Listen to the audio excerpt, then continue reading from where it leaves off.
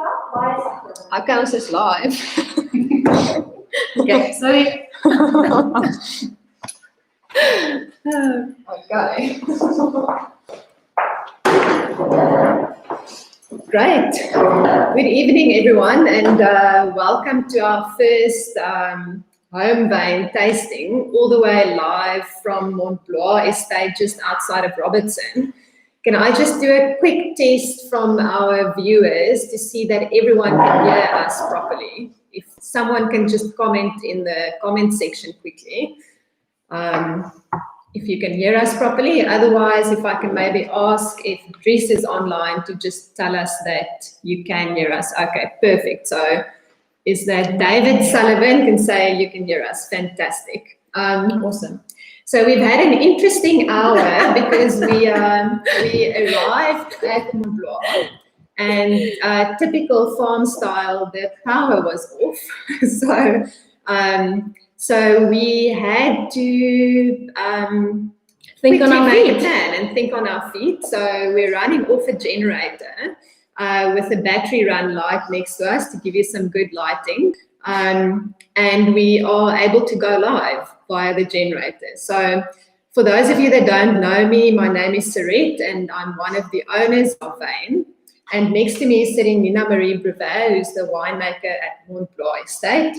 And for those of you that are not subscribers to our monthly Homewijn case, we on Wijn's online shop, you can subscribe to our monthly Homewijn case.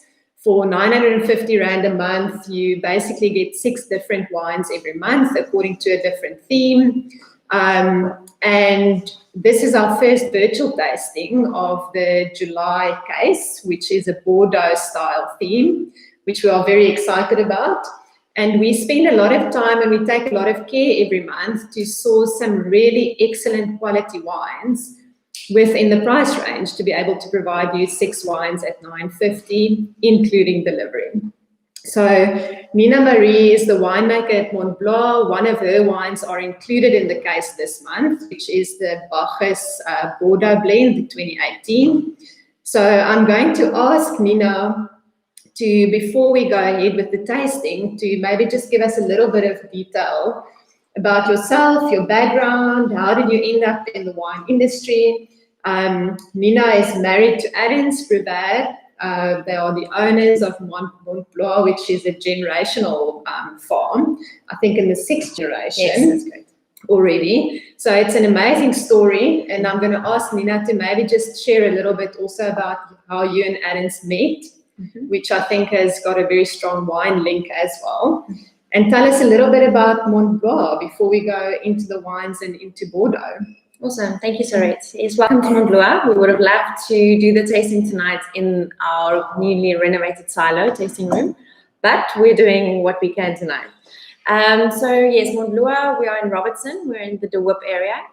We're a 6th generation family farm. Arends and I met Stellenbosch University whilst we studied viticulture and enology. And Hanley was actually one of our demis, now that I remember back in the day. And then in the days at VinLab as well.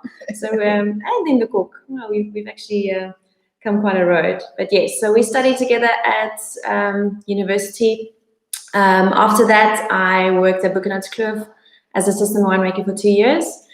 And actually, whilst I was working at a Kloof, my boss back then, Mark Kent, sent me to Bordeaux to go do a vintage there. So I was in Bordeaux for 3 months. I worked in the area called Entre de Mer. It's actually not one of the famous areas in Bordeaux. It's not one of the big estates, but it was very similar to what we have here at Mont Blois today.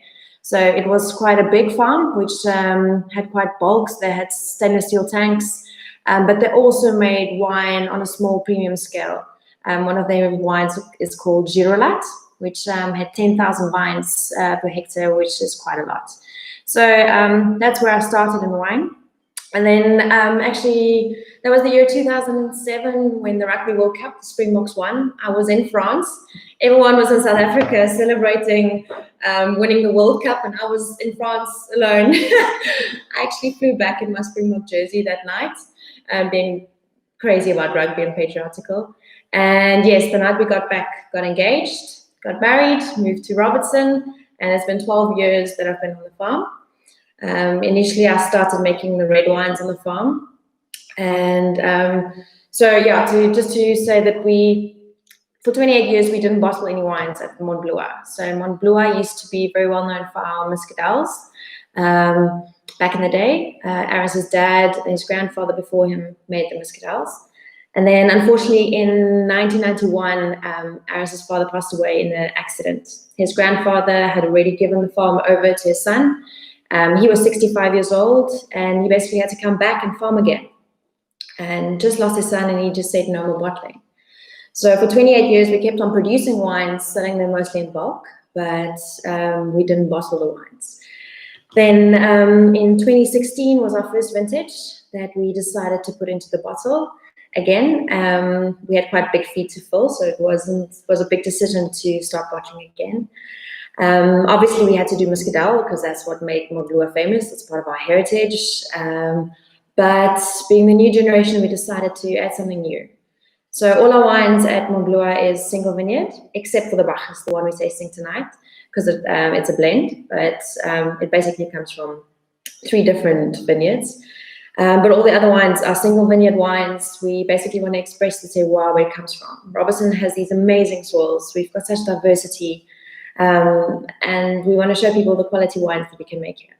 So yes, that's basically the story of Mont Blois.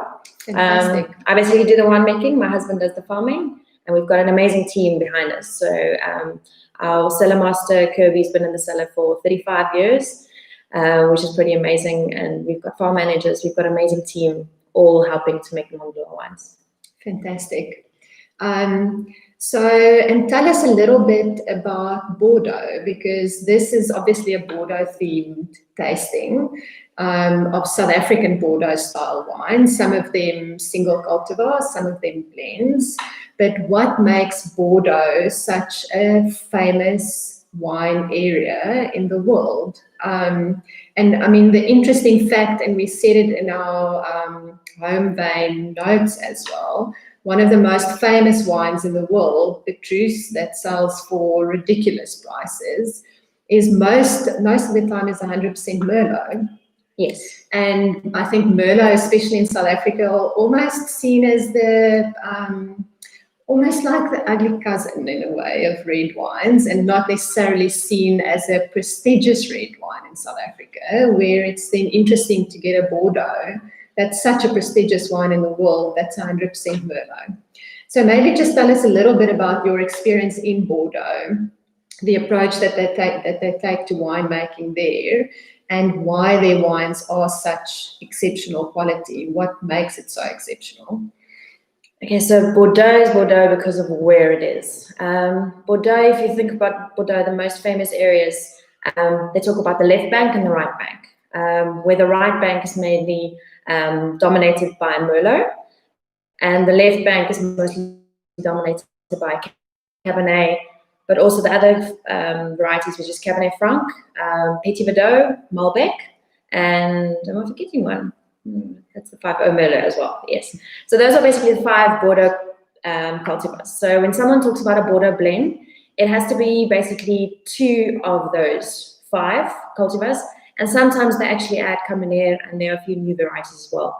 But a classic Bordeaux blend is usually made of at least 2 or more of those 5 cultivars. So it's Cabernet Sauvignon, Cabernet Franc, Petit Verdot, Malbec, and Merlot. I'm forgetting Merlot every time, but sorry about that, Merlot. But yes, so something like Petrus is on the right bank. It's one of the most expensive wines there is, and that's from 100% Merlot.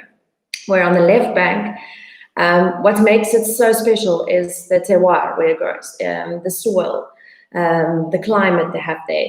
So the climate, the temperature you need to ripen a Cabernet, for example, is different to the Merlot. And the soils so each variety is different about how deep, for example, the roots go into the vineyard. There's so many things that affect your microclimate, that affects how the grapes grow and essentially what you're going to get into the wine.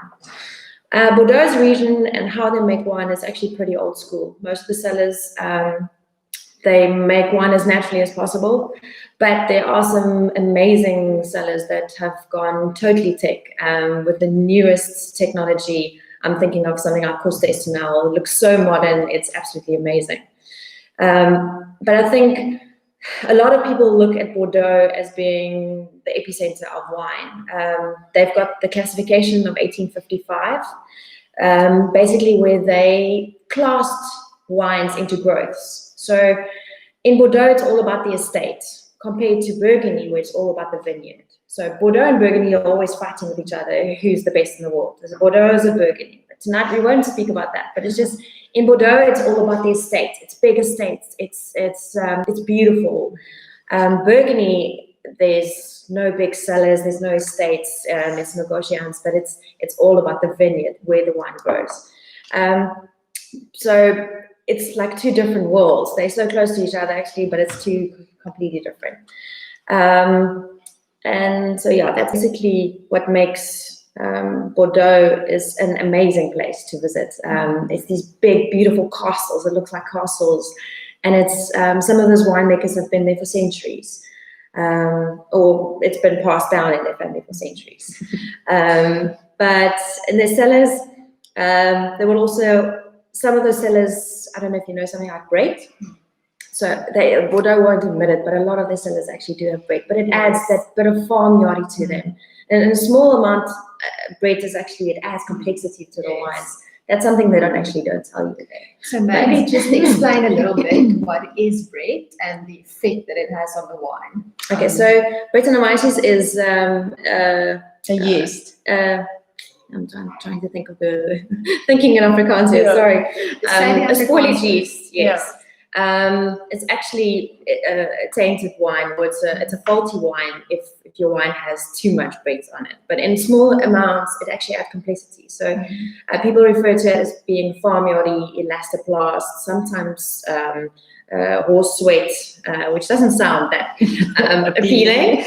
But funnily enough, in small amounts, it actually does add complexity to a Bordeaux blend. In South Africa, Merlot, you asked about Merlot. Why is Merlot a bit of the Weerskind? I think it's very hard to mature Merlot in our country and get it right. We've got a block of Merlot, it's planted just here, and every year it turns out just too green. The soil is too good, I would say. So Bordeaux varieties like weak soil. Hello from Sickle. Struggle. Yeah, they like a struggle. They don't want it easy. They don't want the good soil. So I think it's just that some Bordeaux and Burgundy, what they've done right is they know exactly which varieties shine in that spot. And I think that's where South Africa sometimes we're still learning. Yes, there are amazing Merlots in South Africa. I'm not saying South Africa can't make Merlot. It's just Cabernet is, if I have to compare, Cabernet Sauvignon is a bit more forgiving. There are various sites that you can grow it and it will still turn out a good wine. But Merlot is not that forgiving. Merlot kind of need to know what you're doing with Merlot. Okay. Can I quickly ask something? Yes, please. Annelie is sitting behind the camera. So I'm behind the scenes. I just want to ask, is there any one of you that want to ask something specific regarding Bordeaux for the ladies right now, or add something via the chat? So please use the comment section on the right if you do have any questions, and you can literally pop them in there as we go along. We can see the comments and then we can respond to it. Or if you want to share something about your Bordeaux experience or anything like that, more than welcome.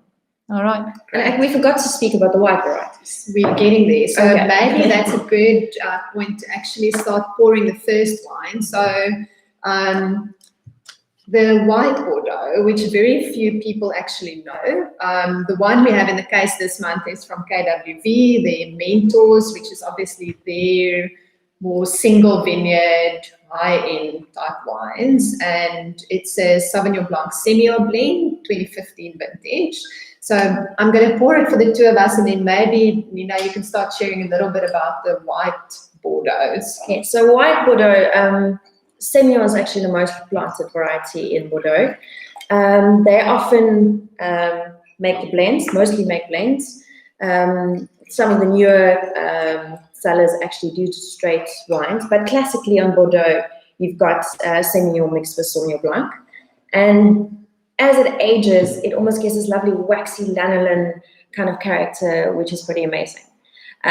We also, in Bordeaux, they've got a lot of sweet wines, which is mostly made from Semillon. So one of the most amazing wines, Chateau de Chem, also comes from the Bordeaux region. This is what we're drinking now. Is a 2015. I don't know if you mentioned that. Category Mentos. And don't know who of you have this wine open, but if you smell on the nose, it's got beautiful gooseberries. It's got a bit of tin peas. It's got asparagus, and I don't know if you're getting that waxy lanolin character. That's the nice thing about this wine, which I find it's got the fruitiness and the freshness, but it's got that depth of nose as well, which you get from the waxy lanolin type of nose. It's rich, it's full, it's, I must say, it's enticing you. It's complex. Every time you go back, you smell something different in the glass. Well integrated. I'm actually not 50-50. Yeah, it's 50-50. How they exactly made it, I'm not sure, but yeah, there's also got almost lovely limes that I'm picking up from the wine, but it's really fresh. And that's maybe something I can comment on, is about white wines and age. So I think a lot of the time in South Africa, people think that white wines need to be you need to drink white wines young. And this wine shows exactly the opposite. It depends how the wine was made. So some wines are made to be drunk within 6 months, and then nothing wrong with that. But some wines are made, they actually, something like Semillon, bottle aging is exactly where it gets that complexity from. So that's exactly what you want. And this wine is showing that beautifully. And it's still got legs. This wine's definitely going to carry for a few more years. So that's the beauty of it. Any comments from you guys on the Sauvignon? I'm really enjoying this. I must say, this is beautiful wine. Beautiful food wine, I think. I think if you have to compare this to New York's kind of Sauvignon Blanc, that'll be much more opulent, overt, in your face. This is much more subtle, smooth. Yeah. Yeah, But with depth. exactly. Beautiful really depth in the wine. I must say, this is a really beautiful wine. I'm enjoying this. Cool. Awesome. Next, I think we can move on to the red wine. Yes. So the next one we have is the Oldenburg Merlot. So Oldenburg, for those of you that are not familiar with Oldenburg, it's a beautiful wine estate just at the foot of the Helswigterpass on your way to Stellenbosch from the Paarl side, in what they call the Banghoek Valley. It's a beautiful farm, and what makes it truly unique is it's got its own little microclimate. So it's much cooler than Stellenbosch. Excuse the pun. But the climate is a lot cooler because it's literally on the other side of the Helswigter or the Jonkershoek Mountains, actually. So the type of terroir that they have and the microclimate makes for some really beautiful wines, and they've got high slopes as well running up these mountains. So a lot of their vineyards are actually planted against the slope, which means that they get cooler breeze coming down the mountain. Awesome. So they replanted all of their vineyards. Geez, I think it was in 2007. They analyzed the terroir, they pulled out everything that there was, and they planted specific varietals to make sure that they focus on terroir-driven wines. So mostly Bordeaux varietals. So they have the Merlot, they have Cab, but then they also have a beautiful Cab Franc, which is, I think, an unbelievable example of a Cab Franc. And there's Syrah. Okay, it's also really beautiful, and Chardonnay. Awesome. So a farm which is, once the wine farm's open again for tasting, which is definitely a farm that's worth a visit. Beautiful view, exceptional, beautifully built tasting room with a really nice selection of wines to go and try. So we have the 2016 Merlot here, and the winemaker, Nick van Aarde, joined Oldenburg last year from Warwick Wine Estate, where he spent a number of years, I think about 12 years in total, before he moved to Oldenburg. So he will definitely bring an interesting influence, and I know through the course of his career, he actually spent some time in India making wine there. I mean, I didn't even know that India had wines. Wow. So he also has some really interesting experiences, and Oldenburg is also a farm like Mont Blois, who we will host a specific tasting when they do their new vintage release. That's awesome. Okay, so Merlot. I think what this Merlot shows excellently is the fruitcake that you often get on a Merlot. So Merlot, fruitcake, you get chocolate, red berries, I get a bit of raspberries, almost a bit of tobacco on this wine. Yes, so I would say I get a bit of tobacco, some fruitcake, some smokiness, beautifully smooth, no greenness. So obviously they did their homework right. They're planting in the right space. They're getting it right, which is ripe, yet it's not overly ripe. There's no jamminess on the wine. This is actually beautiful. I'm really enjoying it. So that's the thing about Bordeaux wines also, is the restraint they sometimes show, yet they've got purity of fruit on them. So I think this is actually how we can taste it.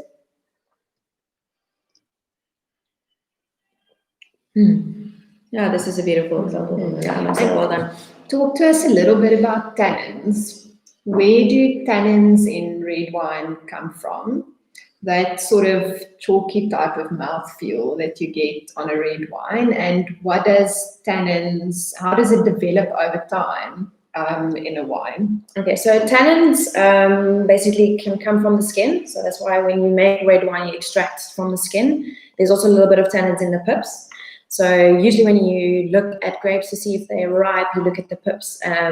If they're brown, usually the grapes are ripe. If they're green, it's still unripe tannins. So you get different type of tannins.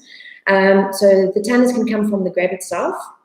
It can also come from wood. So as you age red wines in barrels, you do extract from the barrels as well.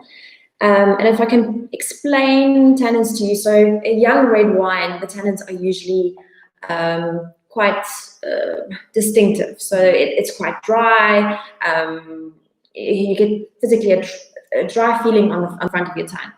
But as a wine gets older, what basically happens is all the tannin parts basically join. It's like a train, I would say. So when a wine is young, the tannin parts can actually fit into your tongue, so you can taste the tannins. But as the wine gets older, they basically form chains, and they're too big to go fit into your tongue's little hole. So that's why a red wine becomes smoother. So I don't know if I'm explaining it too simple, but that's basically why a wine gets smoother as it ages, and also sometimes why the wine gets sediments. It's the color and the tannins that eventually fall out of the wine. So. And barrel aging versus aging in the bottle. So what's the different effect that it has on the wine? And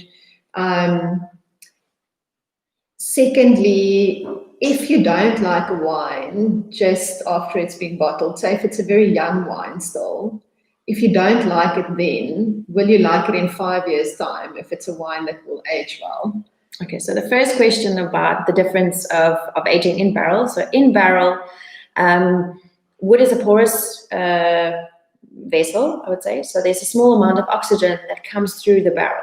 So whilst the wine, oxygen is basically what ages wine. It ages us as well. It's the whole process. So as oxygen reacts slowly, there's tiny amounts that goes through the barrel, reacts with the wine, that basically makes the wine smoother, evolve, which is good to a point. So the moment you put a wine into the bottle, you don't have that much microoxygenation that comes into the bottle. So it depends how you close the wine. Something like a cork will allow more oxygen through. So then your rates of a wine maturing, it all depends. How much tannin was there to start with? It's basically your substrate that you have that can mature.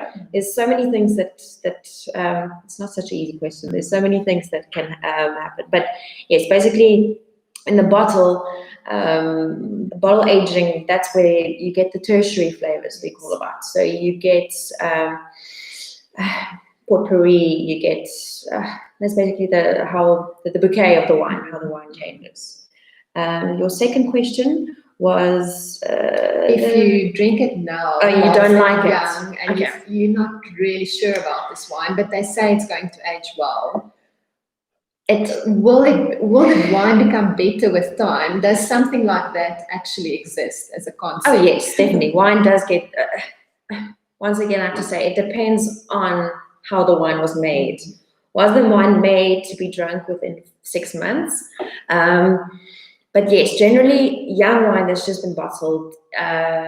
So firstly, a wine goes into bottle shock. So if you just bottle the wine and you're going to drink the wine, usually a wine goes into bottle shock, and for a few months, the wine just doesn't taste right. And then suddenly it's almost like the wine goes into hibernation, pulls the duvet over its head, and then suddenly the wine starts to appear again. And then with bottle aging, the wine develops and improves. But it depends on how the wine was made. So Bordeaux style wines usually have a lot of tannin. Something like Cabernet Sauvignon, Cabernet Franc has a lot of tannin in it. So often they're almost undrinkable young. And the wines are made to last 10, 20, 50 years. So it depends on how you made the wine. How did you extract the tannins when you made the wine? If you really extracted a lot out of the skins, then you're going to have quite a tannic and dry wine to start with. Then your wine's going to need some time in the barrel, and then in the bottle a lot of time for the tannins to soften.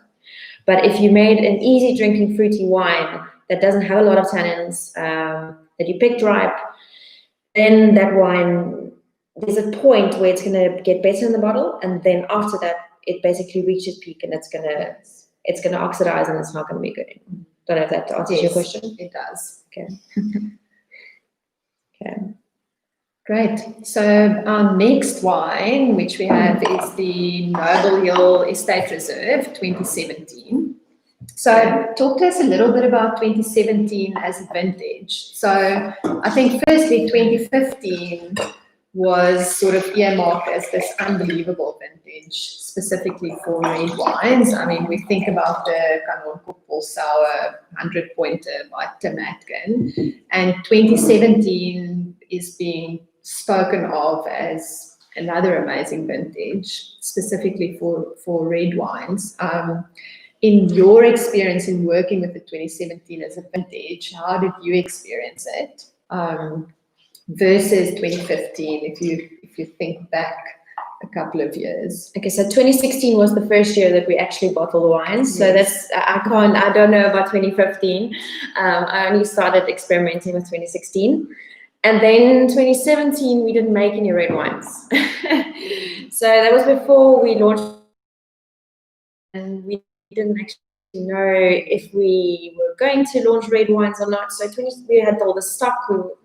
We decided not to make. So I didn't actually make wines in 2017, but I can just, and also what we have here in Robertson and what Stellenbosch, for example, or Paul experience are two different things. So for us, 2017 was quite a dry, hot vintage. It was when the drought was on. So it's a little bit hard for me to say out of experience of the wines, but let's test the wine. Then I can tell you what I think of the vintage. So Noble Hill, a winery at the foot of the Simonsberg Mountain, just outside of Paul.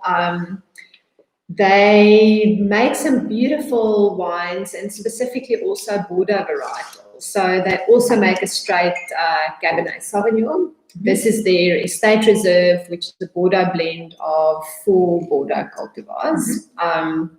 Mainly Cabernet Sauvignon driven. I think it's 46% Cab Sav and about 25% Merlot. And then the rest split between Cab Franc and Petit Verdot. So I think Also, this wine, 2017, still quite a young wine, but an amazing wine if you look at price quality. The price point versus the quality in the bottle, I think, is phenomenal. This is amazing. I think if you look at the color already, you can see it's got beautiful depth of color. On the nose, it's got the beautiful cassis. Cassis usually comes from the Cabernet. It's got the pencil shavings, which usually comes from the Cabernet Franc. And what do you look for in color from a Bordeaux blend? Okay, so usually the color there in the middle, that's also how you age or how you judge if the wine is aged or not. So usually in the middle, it'll have a darker color. What you're looking here for is a ruby red, and then to the edge, to the rim, to maybe go a little bit brick red. And the moment it's orange, orange or brown tinge to it, it's got age to it. So this wine is still showing beautiful color. It's vibrant. It's got ruby red color, almost brick red. But there's no signs of orange to me. It's still beautifully young. Usually something like Cabernet or would maybe give a little bit of a purple tinge to it. But I'm actually finding just beautiful red notes in this wine. No bronze, so. But yes, on the nose, I think it's beautiful. It still has a lot of tannins as well. It's yes, I think you can put this away easily for another 3 to 5 years. But it has tannins, but it's not overbearing. So you can still taste the structure of the wine and the fruitiness underneath the tannins, because a lot of times tannins are so overpowering on a wine, you actually don't get to the fruitiness and the structure that sits underneath it. Exactly, and by the time that the tannins have softened, the fruit is gone. Yes, and then you've got then it's almost too mild. This is almost balanced between the tannins, and then it's got a lovely mid palate for me. It's got structure, it holds it up well. I think it's this lovely wine. Yeah, it drinks well as well now. Especially if you do like a red wine with a little bit of tannins in it. I personally quite like it. We always have an interesting debate in our house because Dries is more of a Rhone Burgundy fan, and I'm more of a Bordeaux fan. So it's always interesting for us to compare notes. And a wine like this for me is lovely to drink because you do get the tannins, which is almost that really specific taste. But if it's got enough fruitiness and structure underneath it, that it actually does drink well already. I'm almost getting a bit of licorice on it as well. I must say, lovely wine. I think something we can also talk about a blend is why would one want to make a blend? Yeah. For example, our Bacchus, all our wines are single vineyard, so why did I make a blend? I think it's just when I tasted all the components, the wine blended was just better than each component on its own. It's as if when one brings this to the party, that one brings this one gives mid palate, that one gives mid. But it's interesting when you make blends that it's not always as you expect. So on paper, so you taste your components and you think this one's going to add mid palate and add these two is going to create the perfect wine, but it doesn't work like that. So blending is actually a practical thing. You have to sit there and you have to taste the wine. On paper and what actually happens in your glass is not always the same, which is quite interesting. Definitely. Cool. And it's a very interesting point on blending because something like cognac, as an example, they have a specific taste that the cognac house is known for, and the cognac master literally sits with hundreds of bottles of eau de vie, and every year he tries to get to exactly the same taste for that specific vintage. So they try and have consistency of taste. So their blend would be very different every single year because the vintage is obviously very different, and they blend older and younger eau de vies. Where with wine, it's obviously very different. So you try and get to the best blend for that specific vintage. Exactly. So with wine, it's you've got that vintage and it's expression of that year. So if it was as a winemaker, you can't fix something. If you decided to pick too early or you pick too late, then it's going to show in your wines. So you've got one chance each vintage to do it right. So you kind of, it's when you pick and when the wines are ripe is very important. It's not like with brandy where you can blend it away. You've got one vintage and you have to kind of do it right. Okay, so moving on to our next wine, which is the Gabriel's Kloof, the blend, 2017. So also a blend of the 4 Bordeaux cultivars. Gabriel's Kloof is a winery in the Bot River area, sort of right next to the N2. Also a really beautiful farm to go and visit if you need to sort of stop on your next trip. The interesting thing there, the winemaker now, which is responsible for this vintage, is Peter Allen Finlayson, which is famous for his Crystallum wines. He married the daughter of the owner of Gabriel's Kloof, and that's how he ended up now being the winemaker of Gabriel's Kloof as well. So he still has his Crystallum range of wines, which is exceptional, but he's also responsible for Gabriel's Kloof, and you can already see his influence in these wines as well, because he also brought out a single vineyard range of Gabriel's Kloof wines, which we actually just got an allocation of, which is quite exciting. Awesome. This wine, more the entry-level range of Gabriel's Kloof, interesting whole bunch press. Which maybe it's worthwhile for you to just elaborate a little bit about whole bunch press, what it is, and the effect that it has on the wine. Okay, so so usually, did you do carbonic maceration on the wine as well? Yes. Okay, so that is quite an interesting tactic. Not usually done on Bordeaux wines. That's why I find it quite interesting. That's more, yes, for example, on a Beaujolais or other wines that you would do that tactic. But so usually when you make red wines, you destem the wines and you basically throw the stalks away. Because stalks have tannin in them, but it's green tannin, so that can often come into your wines. But so you want to pierce open the berry, so that the juice can react with your skin, because it's like almost like making coffee. You want to extract all the color and the flavor out of the skins. So you kind of have to break it open. But when you do carbonic maceration, you basically leave the bunch whole, and it's a completely different process that happens inside the berry. So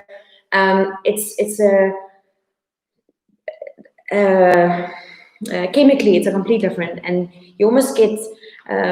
I always get guava. Yes. on a wine that's carbonic maceration. That's why I said, I want a small wine. Instead of when you're saying whole bunch pressing, I had to go think back to my winemaking days.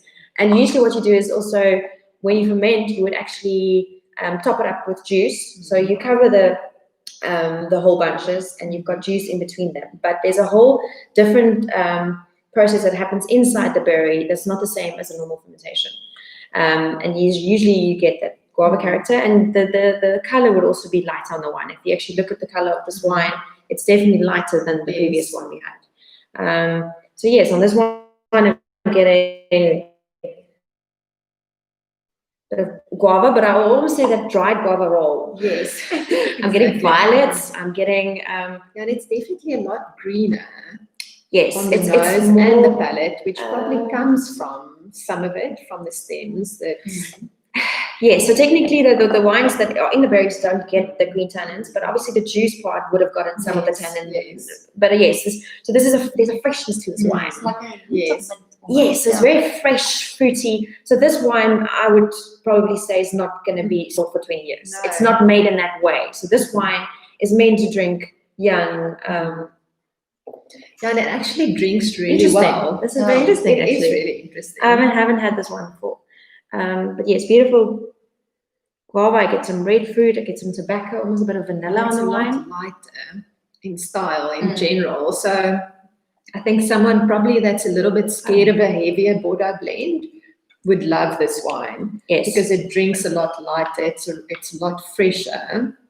definitely compared to the Noble Hill It's got lovely that we've just tasted. creaminess on the Yes. palate, I must say, but yes, a lot leaner. Yes. Leaner in style, fresh, fruity drink, almost a lunch wine, I would say. Lovely, Yeah. or something with Italian food. Yes. Kind of that kind of style. which I think- Carpaccio. Yeah, carpaccio. Yes. People, you make me hungry now. We can eat soon, don't worry. Amazing flavors going through my head now. Yeah. Okay, this is very interesting. I haven't had this one before, but I'm enjoying it. Yeah. I can picture us sitting on the stoep at Gabrielskloof having like a lunch with this one. Yeah, this wine for me is a huge surprise. I didn't expect this. I The mean, when we chose it, I thought it was a great wine, especially for the price.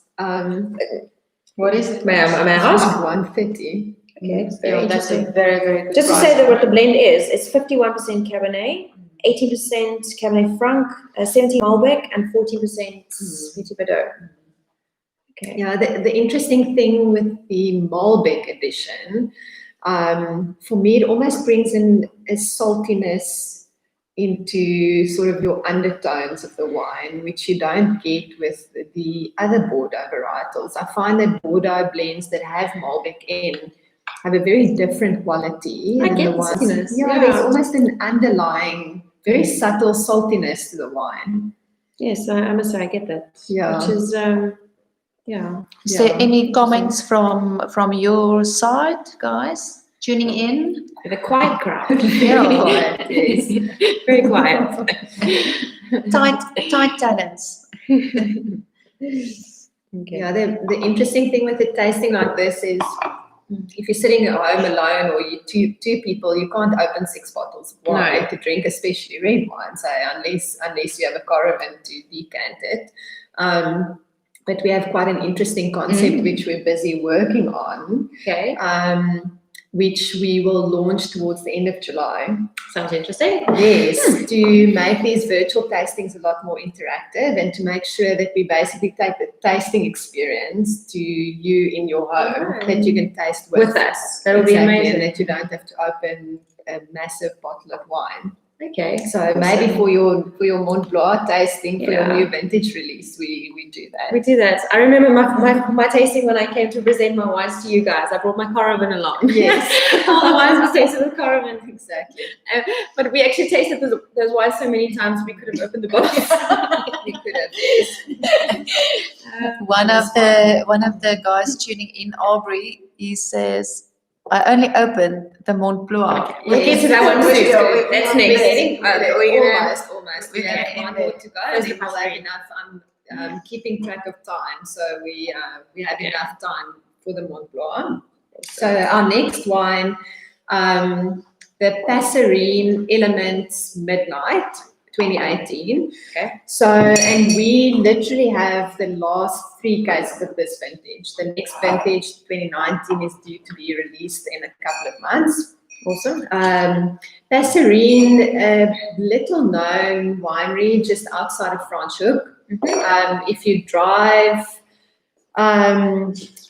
from Paul to Franschhoek, just before you get to La Motte, on your left-hand side, there's this really futuristic-looking tasting room on your left that looks like a bird's nest. That's Passerine. That's their tasting room. It's a winery that's owned by winemaker Martin Smith and a businessman. Martin got renowned for his time spent at Villafonte as the winemaker there. And he left Villafonte to start Passerine. So the Elements range, they only launched this year. It's new. They are well known for their high-end luxury wines, which is a Passerine Marathon, which is the Bordeaux, Passerine Union, which is the Rhone, and the Chardonnay. This Midnight is exactly the same wine as the Passerine Marathon, which is the Bordeaux. This year it's a 100% Cabernet, but he just ages it a lot shorter in barrels, so he bottles it a lot quicker than he does the Marathon. Last 3 cases that we put into our Homewijn box. And I'd love to hear your opinion on this wine. And maybe talk to us first about the color of Cabernet, because this is very different than the blends and also the pure Merlot that we had. So you can, right on the color, you can see it's got definitely a little bit more purpley tinge than the other wines had. But it's beautiful depth of color. Let's actually smell the wine. It's almost got a maroon purple type of color, which is really beautiful. It's beautiful. And here you can really smell the black currants, the cassis you usually talk about. This is typical Cabernet. Yes. Beautiful example of Cabernet. You get the cassis. Get a bit of tobacco. Almost get a bit of cherries on it, but the black cherries almost. Yes. Not the sour red cherries, I would say. So I'm getting more black fruit here. And that's also the name Midnight. So it's because of the color of the wine, but also of the fruit that you get in the wine, which is very much the dark fruit. Pastilles, almost like that fruit pastilles, the black ones that you can actually... when you taste those sweets as well, it's the black ones. Yeah, exactly. Yeah. So we have a question from Aubrey. These questions. So what does the Petit Verdot add to the wine? Yes. Okay, well, that's actually to the Bacchus. Yes. So Petit Verdot usually in our wine it definitely adds some color, and Petit Verdot is often a little bit meaty, so it adds savory notes to the wine, compared to Cabernet, which is often sweet, and I would say it's got your pencil shavings, your cassis. You get the meatiness, the savoriness from it. It adds almost breath. Width. It adds mid palate. It makes the wine a little bit bolder. Just a little bit like, we've got 20% in the wine, definitely makes a big difference to the 20% of Cabernet. So our Bacchus is actually from 2 different blocks. The one block comes from our farm that's a little bit warmer. It's our Sunshine Cab, and then the other block comes from the farm where we are here, from the La Fontaine farm, and that is that gives the pencil shavings. So the wine's actually, that's why I decided to do a blend with that. So the one gives a bit of cassis, it gives your black currants, your beautiful black fruit, and the other one gives your pencil shavings, a little bit of red fruit, which is a little bit cooler area than the other block. And the Petit Verdot just gives that little bit of meatiness, mid-palate, a little bit of color. So in Robertson, we don't get the same type of Cabernet that a Stellenbosch can get. We don't even try to compete. It's not the same. So we don't try to make a Stellenbosch Cab. We make a Robertson Cab. We want to express that to where we come from, show you what Robertson is, show our sunshine. And interestingly enough, on that point, people think Robertson is this hot area. Our weather stations show that we are actually cooler than Stellenbosch, many areas of Stellenbosch. It depends. Obviously, there's microclimates everywhere. It depends where on the mountain you are. But here at Mont Blois, we definitely are cooler. Where we are, we're about 3 degrees cooler than the rest of Robertson in town, which is only 6 kilometers away. Yeah, which it's the first time that I've been to the farm. It's absolutely beautiful, and you're right up against the mountain. So I can understand why your climate is cooler than the rest of Robertson. So because of the big mountain, usually the sun basically only sets at about 9:30, 10 o'clock, and by 4 o'clock again, it's we don't get direct sunlight. So ripening of the wine is all about your microclimate against your microclimate, your macroclimate, everything influences how your grapes ripen. So we actually have quite a long hang time on our Cabernet. It's the last thing that we usually harvest on Mont Blois. And it's actually quite late into the season so it's got actually a very long hang time, which creates complexity in the wine, which is good. Great. Okay, so the Midnight, and maybe that's an interesting transition into the Bacchus. They blend Cab Sauv from Tulbagh and Franschhoek. Okay. Which is interesting and obviously different to what you get in a Robertson Cab. Yes. So you've spoken a little bit about it, but what's the quality that you get on this wine that you wouldn't get in the Bacchus or in the Robertson Cab? I'm getting beautiful purity of fruit in this wine, which something like Tilbach, you can always compare Tilbach. So I'm just thinking, I don't know Tilbach that well, but the diurnal range in Tilbach will be quite high. So that means your day and night temperatures, the difference between them should be very big. Usually that is your long hang time that you get. So what happens is during the day you get lots of sunshine, so you get ripe fruit. So it goes almost to that black profile. So you get first your red fruit, and that goes to your black fruit. Yet you retain the acidity and freshness in your wine. So I think that definitely comes from the Tilbach side. I think that's a big element in the wine, and I mean Franschhoek as well. You've got that big mountain there. Franschhoek is not that hot from experience, and depends where exactly. I'm not sure where he gets the fruit from. It's on the farm itself. On the farm itself. It's actually, it's not in the corner where you have Buchenhutskleur. It's not further in the, so it's sort of more flat. It's flatter. Okay. Although it is close to a little, it's the start of the Franschhoek Mountain. So even before you get La Motte. Yes. So it's probably more sandy swirls there. Yes. Okay, interesting. I actually know Martin, so next time I'll actually speak to him about the wine. But I think this is beautiful purity of fruit that comes from the wine. Great. So let's get to your Bacchus. Firstly, talk to us about the name Bacchus. Why did you choose Bacchus? Okay, so as I said, this is the only one that's not a single vineyard at Mont Blois.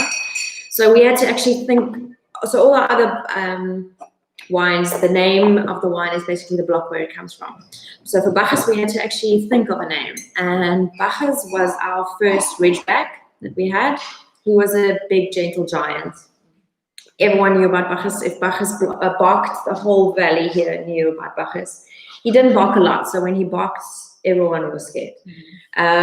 He was really a gentle giant. He had the most amazing temperament. And for us, when we had to name the first thing, we just decided, you know what, we're going to name it after him. So that's where the name comes from. And yes, if you think Bacchus is also the god of wine, so indirectly, this is we big shoes to fill, but we're pretty confident on that. So as I said, this comes from 3 different vineyards. The one comes from our Sunshine Cab, the other one comes from our La Fontaine farm, which is about 3 kilometers from here, which is more the greeny, but herbaceousness, I would say, and it's got your pencil shavings on it. And the Petit Verdot is on our warmer farm, also on Groenmoed. So that's where that lovely meatiness comes from.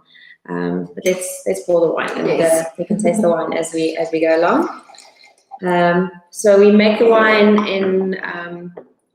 in cement fermenters, paper, as we call it, very old school way. So we make it as natural as possible. I try not to add anything to the wine. So we do punch downs on the wine. That's basically why you do it. It's like I explained, red wine is a lot like coffee making. You want to extract as much as possible from the skins. That's where the flavor is. That's where everything that you want to extract is. So the more you punch down, the more you're actually going to extract from the grapes. And it's also mixing temperature. So as wines ferment, the skins actually go to the top. It forms a cap. And if you're just going to leave the wine, there's no movement through the wine. You're going to get a wine without a lot of color and without a lot of flavors. So basically, you want to add complexity to your wine. So after the wine ferments in the cement open top fermenters, cement caper, as we would say, which is a lot like they do it in Bordeaux in France. The wine is then pressed. And then, we first give post-maceration skin contact. So I usually check the skins every day and make sure they still stay healthy. But this wine spent 3 weeks post-fermentation on the skins. So what then happens is it's also extracting flavor from the wines, but you have to be very careful that your wines don't oxidize. So you have to be careful with it. So I basically check the wines every day and make sure that they're still fine. After that, we press the wines. Pressing is basically goes through a machine where you separate the skins from the wine. The wines then go into barrel where they undergo malolactic fermentation. That's basically a process where the one type of acid is taken by bacteria and forms a less harsh acid. So you've got lactic acid and you've got malic acid and lactic acid. So malic acid is sharper, and the bacteria basically forms it into lactic acid, which is a smoother type of acid. So you basically want that in your barrels.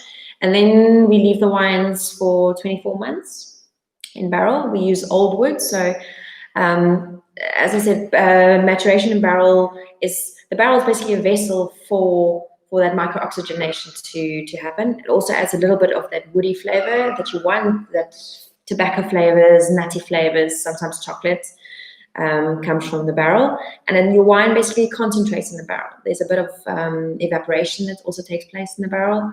So that's why you would want to mature your wine in the barrel.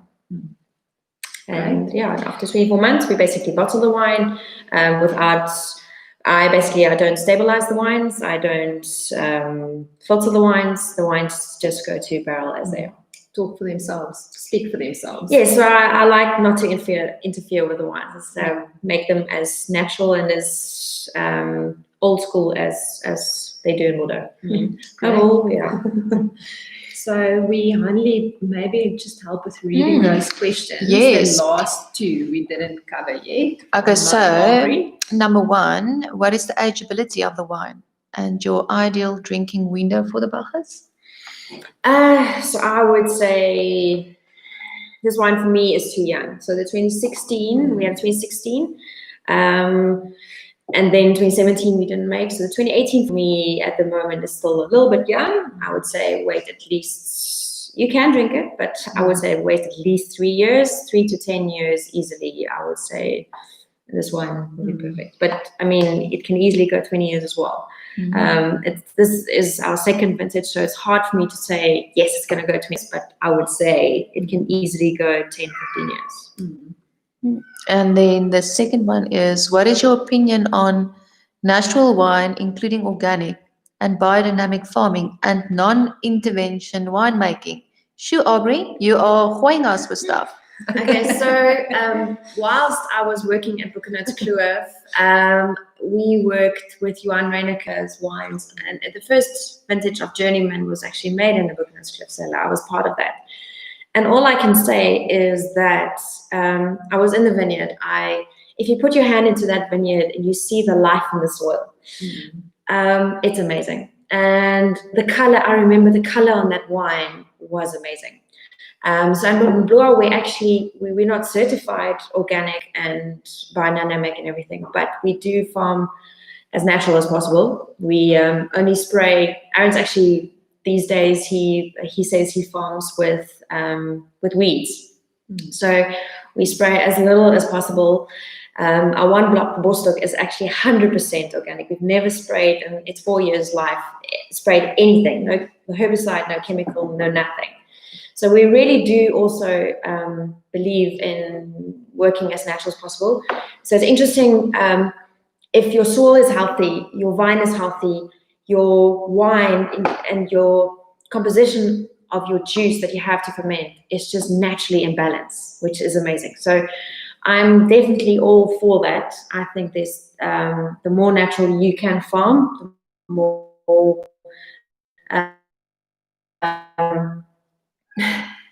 there's balance in your wines. You don't have to do anything to your wines. It's just there.